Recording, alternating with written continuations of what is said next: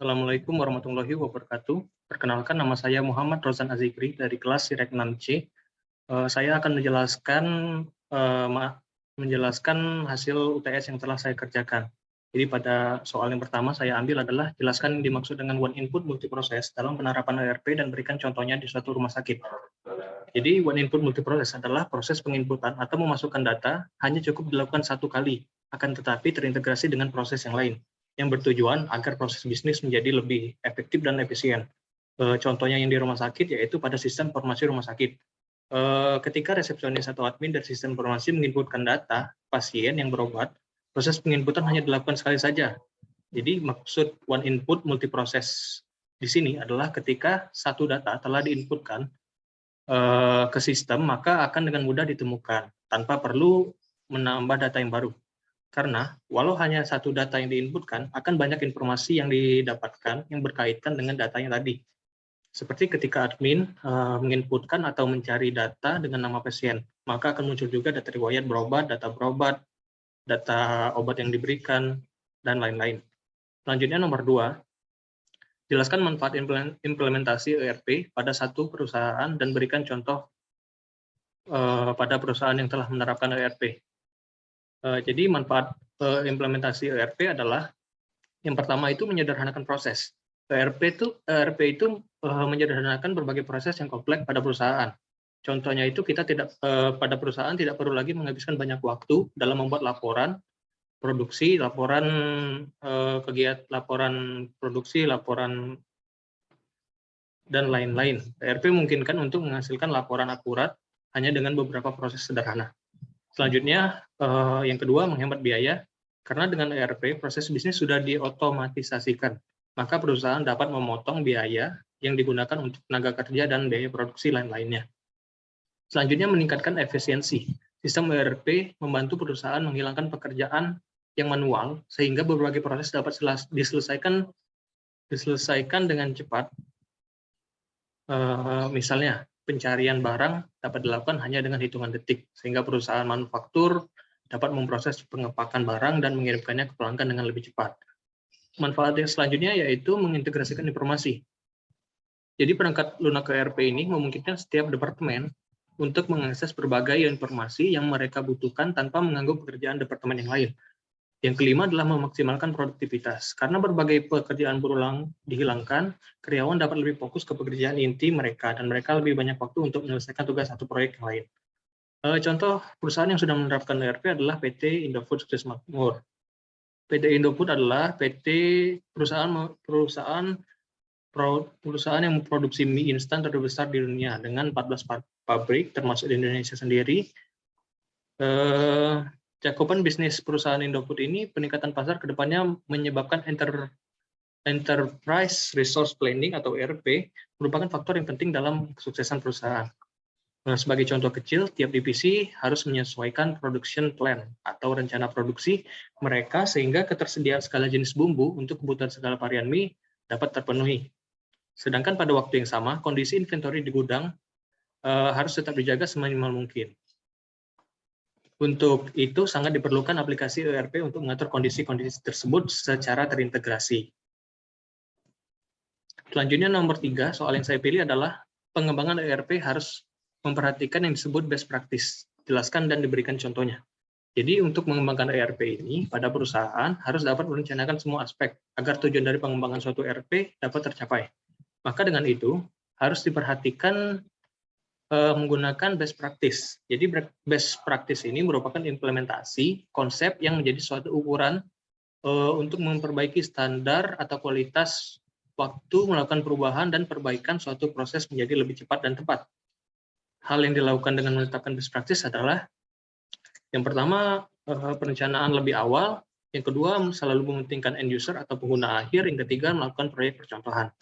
Contoh dari ERP yang menggunakan best practice adalah suatu perusahaan produksi motor lokal di Indonesia, contohnya, yang sudah menerapkan ERP dengan menggunakan best practice ke dalam fungsi bisnisnya. Jadi untuk meningkatkan kualitas atau standar dengan pabrik-pabrik motor internasional, maka perusahaan produksi motor lokal ini menerapkan alat bantu ERP ini untuk mempelajari semua aspek tentang produksi motor berpacu dengan tempat produksi motor terbaik di internasional. Jadi setelah mendapatkan informasinya, maka barulah dikumpulkan lalu dievaluasi untuk diimplementasikan pada pabriknya. Selanjutnya nomor 4 soal terakhir. Jadi diketahui untuk memproduksi barang D diperlukan bahan baku A, B, dan C, di mana kondisi, keperluan, dan karakteristik setiap bahan baku tersebut adalah sebagai berikut. Jadi di sini terdapat bahan baku D. Untuk membuat bahan baku D ini memerlukan bahan baku C dan bahan baku B. Bahan baku C ini memerlukan lagi bahan baku A untuk membuatnya. Langsung saja ke pembahasan atau jawaban. Jadi yang pertama dilakukan adalah mencari bahan baku D. Jadi diketahui lead time-nya 1 bulan. Jadi kebutuhan kotor pada bahan baku D pada periode pertama atau bulan pertama terdapat 10 kebutuhan kotor dan persediaan awal 18. Persediaan di tangan atau persediaan awal 28, sehingga persediaan awal 28 dikurang kebutuhan kotor 10 sehingga menjadi 18. Selanjutnya pada bulan kedua terdapat kebutuhan kotor atau produksi sebesar 15, sehingga 18 dikurang 15, sehingga sisa persediaan di tangan sebesar 3. Selanjutnya periode ketiga terdapat kebutuhan kotor 20 dan terdapat penerimaan persediaan sebesar 20, sehingga 20 ditambah 3 dikurang 20, sehingga persediaan di tangan sisa 3. Selanjutnya pada bulan keempat terdapat produksi lagi sebesar 15. Persediaan di tangan tadi 3, sehingga 3 kekurangannya sebesar 12. Kekurangan dari persediaan ini dimasukkan kebutuhan bersih. Jadi 15 kurang 3 sebesar 12. Selanjutnya bulan kelima, periode kelima, terdapat produksi sebesar 28 dan persediaan di tangan tidak ada lagi sehingga langsung diletakkan di kebutuhan bersih. Begitu juga bulan ke-6, 7, dan 8 tidak ada persediaan lagi di tangan sehingga langsung dimasukkan ke kebutuhan bersih. Dan selanjutnya adalah mencari offsetting. Jadi offsetting ini adalah waktu optimal untuk melakukan pemesanan. Sudah ditentukan di soal, lead time-nya selama 1 bulan atau jeda waktu yang tepat selama 1 bulan. Jadi ketika kebutuhan bersih ada pada periode keempat, maka 1 bulan sebelumnya diletakkan pada bulan ketiga, sehingga offsetting dimulai pada bulan ketiga. Selanjutnya adalah netting atau jumlah kebutuhan bersih. Jadi jumlah kebutuhan bersih tadi ketika sudah didapatkan sebesar 98. Selanjutnya mencari lot menggunakan metode APR. Metode APR ini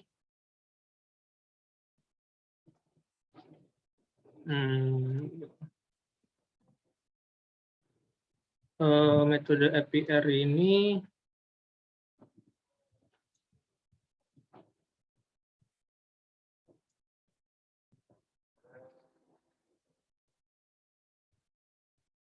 mencari loading bahan baku C menggunakan APR, intuisi lot sebesar 4 bulan. Jadi kebutuhan bersih tadi 12, 28, 15, 20, dan 23. Ukuran lot ini didapat dari selama 4 bulan, intuisi lot selama 4 bulan. Jadi ketika bulan 1, 2, 3, 4 dijumlahkan untuk memasukkan ke lot. Jadi pada sebulan 1, 2, 3, 4 hanya 12 kebutuhan bersih sehingga ditaruh di ukuran lotnya 12. Selanjutnya selanjutnya ke persediaan. Jadi persediaan pada bulan ke-1, 2, 3 karena tidak ada kebutuhan bersih jadi dimasukkan di sini, dan pada bulan ke-4 terdapat kebutuhan bersih 12 sehingga 12 ukuran lot 12 dikurang 12 tersisa 0. Persediaan selanjutnya pada bulan ke-5 terdapat kebutuhan bersih 28 dan persediaan sudah 0 sehingga ditambah lagi ukuran lotnya selama 4 bulan selama 4 bulan dimulai dari bulan ke-5 dari kebutuhan bersih. Total kebutuhan bersih dari bulan 5, 6, 7, dan 8. Jadi totalnya 86, sehingga lotnya 86. Pada bulan kelima tadi 28, kebutuhan bersihnya dan lotnya 86. Jadi 86 dikurang 28 tersisa 58. Selanjutnya bulan ke-6 terdapat kebutuhan bersih 15. Jadi 58 dikurang 15 sisa 43. Dan bulan ke-7 terdapat kebutuhan bersih 20. Persediaan 43 dikurang 20 sebesar 23. Lalu bulan ke-8 ada kebutuhan bersih 23 dan persediaan sisa 23. 23 kurang 23 sehingga persediaannya 0. Selanjutnya adalah bahan baku C. Jadi diketahui seperti ini, kebutuhan kotor bahan baku C ini terdapat pada bulan ketiga dan persediaan di tangan tidak ada atau 0 sampai bulan ke-8. Pada bulan ketiga ini terdapat produksi sebesar 12 produk dan terdapat jadwal penerimaan persediaan 8, sehingga 8 memiliki kekurangan 4 lagi. Kekurangannya itu dimasukkan ke kebutuhan bersih. Selanjutnya bulan keempat terdapat produksi 28 dan penerimaan produk sebesar 10. 10 terdapat kekurangan sebesar 18. Dan pada bulan kelima terdapat kebutuhan kotor 15 dan tidak ada penerimaan persediaan, jadi langsung dimasukkan saja kebutuhan bersih. Selanjutnya kebutuhan kotor pada bulan ke-6 sebesar 20 dan jadwal penerimaan persediaan 20. Jadi 20 kurang 20 sisa 0. Dan bulan ke-7 tidak ada penerimaan persediaan dan kebutuhan kotor sebesar 23, sehingga kebutuhan bersihnya 23. Dan offsettingnya itu sudah diketahui lead time 1 bulan. Jadi jadwal optimal untuk melakukan pemesanan kebutuhan bersih yaitu ketika pada bulan ketiga dalam jeda 1 bulan. Jadi bulan ketiga dengan jeda 1 bulan sehingga offsetting diletakkan pada bulan kedua. Selanjutnya adalah netting atau jumlah kebutuhan bersih sudah didapatkan sebesar 60. Selanjutnya mencari lot menggunakan metode lot per lot. Pencarian nilai loading bahan baku menggunakan lot per lot. Jadi kebutuhannya tadi sebesar 4, 18, 15, 23. Dan ukuran lotnya juga sebesar kebutuhan bersih yang diperlukan. Sehingga ukuran lotnya sama dengan kebutuhan bersih. Dan persediaannya selalu 0. Selanjutnya bahan baku A. Jadi bahan baku A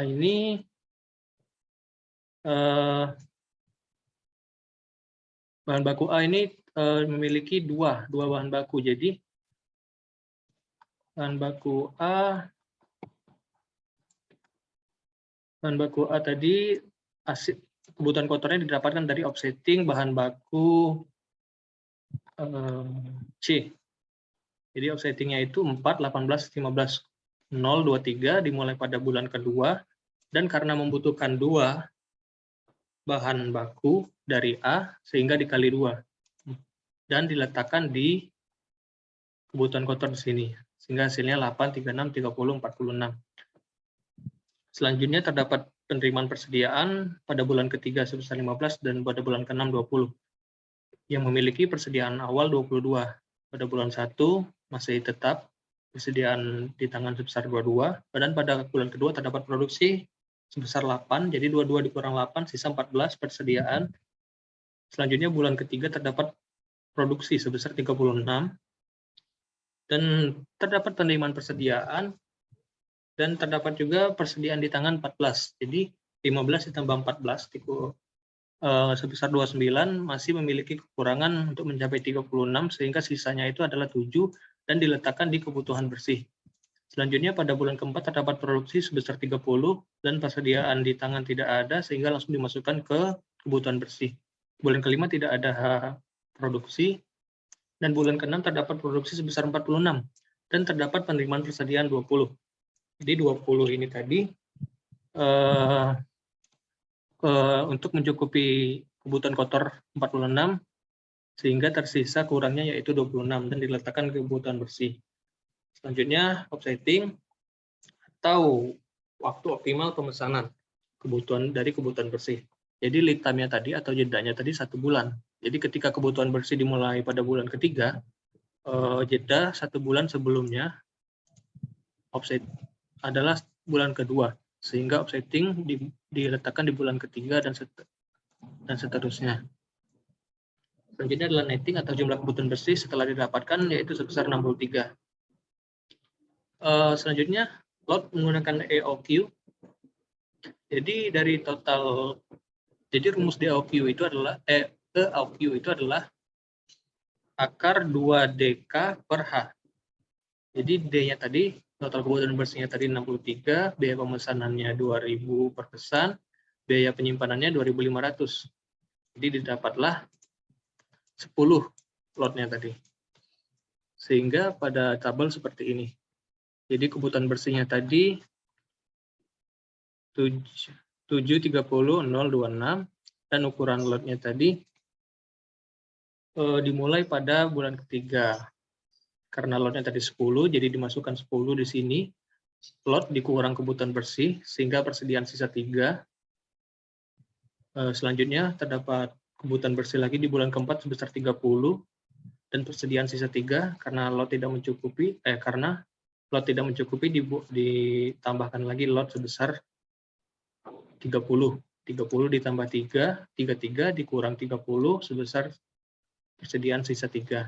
Dan pada bulan kelima tidak terdapat kebutuhan bersih, langsung di persediaan tetap. Selanjutnya bulan ke-6 terdapat kebutuhan bersih lagi sebesar 26 dan persediaan 3 untuk mencukupi kebutuhan bersih, sehingga ditambah lagi ukuran lot sebesar 30. Sehingga 30 ditambah 3, 33 dikurang 26, sehingga persediaan sisa 7. Selanjutnya kondisi bahan baku B. Jadi kondisi bahan baku B ini terdapat kebutuhan kotor pada bulan ketiga, 4, 5, 6, dan 7. Selanjutnya jadwal penerimaan persediaan terdapat pada bulan kedua, bulan keempat, dan bulan ke-6. Dan memiliki persediaan awal 18. Pada bulan pertama persediaan tetap 18, pada bulan kedua terdapat jadwal penerimaan persediaan sebesar 10, sehingga 18 ditambah 10 hasilnya 28. Selanjutnya bulan ketiga terdapat produksi sebesar 24. Jadi persediaan 28 dikurang 24 hasilnya 4. Sisa persediaan 4. Pada bulan keempat terdapat produksi lagi sebesar 56. Jadi 4 ditambah 10 dikurang 56 itu tidak mencukupi, sehingga dimasukkan kebutuhan bersih. Kurangi tadi sebesar 42. Selanjutnya pada bulan ketiga terdapat produksi 30. Itu langsung dimasukkan ke kebutuhan bersih. Selanjutnya bulan ke-6 terdapat produksi 40 dengan penerimaan persediaan sebesar 20, sehingga untuk mencukupi kebutuhan kotor, maka kurangi tadi dimasukkan kebutuhan bersih sebesar 20. Selanjutnya bulan ke-7 terdapat produksi sebesar 46, maka diletakkan di kebutuhan bersih 46. Selanjutnya offsetting. Jadi offsetting ini waktu optimal untuk pemesanan kebutuhan bersih dengan lead time yang telah ditentukan sebesar 2 bulan. Jadi pada kebutuhan bersih dimulai pada bulan keempat, sehingga waktu optimal atau offsettingnya itu sebesar 2 bulan, sehingga waktu offsettingnya itu dimulai pada bulan kedua. Jadi nettingnya itu, jumlah kebutuhan bersihnya itu didapatkan sebesar 138. Untuk mencari lotnya menggunakan FOQ. Jadi kebutuhan bersih nettingnya tadi 42, 30, 20, dan 46. Dan ukuran lot dimulai pada bulan keempat yang sudah ditentukan dengan intuisi 20. Pada ukuran lot per bulannya. 20 untuk mencukupi 42, sehingga dikali 3 didapatkanlah 60. Jadi ukuran lot 60 dikurang 42, sisa 18. Di persediaan terdapat 18 pada bulan keempat. Pada bulan kelima terdapat kebutuhan bersih lagi 30. Dan persediaan tadi sisa 18. Jadi untuk mencukupi kebutuhan bersih, ditambahlah ukuran lot sebesar 20. Jadi 20 tambah 18 sebesar 38, dikurang 30, maka persediaan sisa 8 pada bulan kelima. Selanjutnya bulan ke-6, terdapat lagi produksi sebesar 20. Dan persediaan sisa 8. Jadi untuk mencukupi kebutuhan bersih, maka ditambah lagi lot sebesar 20, jadi 20 tambah 8 dikurang 20 sama dengan persediaannya 8 pada bulan ke-6. Selanjutnya, bulan ke-7 terdapat produksi 46, dan persediaan sebelumnya sebesar 8. Jadi untuk memenuhi kebutuhan bersih, ditambahlah lot 20, lot tadi 20, untuk mencukupi kebutuhan bersih tadi dikali 2, sehingga 40. Hasilnya ditambah persediaan 8, 48 dikurang 46, maka hasilnya adalah 2. Sehingga sisa persediaan adalah 2. Selanjutnya adalah kesimpulan. Jadi kesimpulan dari soal nomor 4 ini adalah, yang pertama itu netting. Jadi netting itu adalah proses menentukan kebutuhan bersih. Yang kedua adalah loading. Loading ini adalah besarnya pesanan yang optimal berdasarkan dari perhitungan kebutuhan bersih. Dan selanjutnya offsetting. Offsetting adalah menentukan saat yang tepat untuk melakukan rencana pemesanan berdasarkan lead time atau jeda waktu. Selanjutnya explosion. Explosion ini adalah perhitungan kebutuhan kotor untuk tingkat bawah berdasarkan rencana pemesanan. Jadi, untuk melakukan pemesanan dan menentukan waktu secara tepat dalam rangka melakukan reproduksi atau pengiriman, maka diperlukan untuk mengetahui terlebih dahulu kebutuhan bersih, yaitu dengan menggunakan netting, yang didapatkan dari melihat persediaan, lalu dikurang dengan kebutuhan kotor. Setelah itu, mencari lot atau besarnya pesanan optimal, sesuai dengan kebutuhan bersih, serta dapat menentukan offsetting atau rencana pemesanan yang berdasarkan lead time-nya. Jadi pada kasus nomor 4 ini, untuk memproduksi bahan D, maka memerlukan bahan baku C dan 2 bahan baku B. Serta untuk memproduksi bahan baku C, memerlukan 2 bahan baku A. Mungkin itu saja yang dapat saya jelaskan pada UTS kali ini. Apabila saya ada salah kata, saya mohon maaf. Saya akhiri, wabillahi taufiq wal hidayah. Wassalamualaikum warahmatullahi wabarakatuh.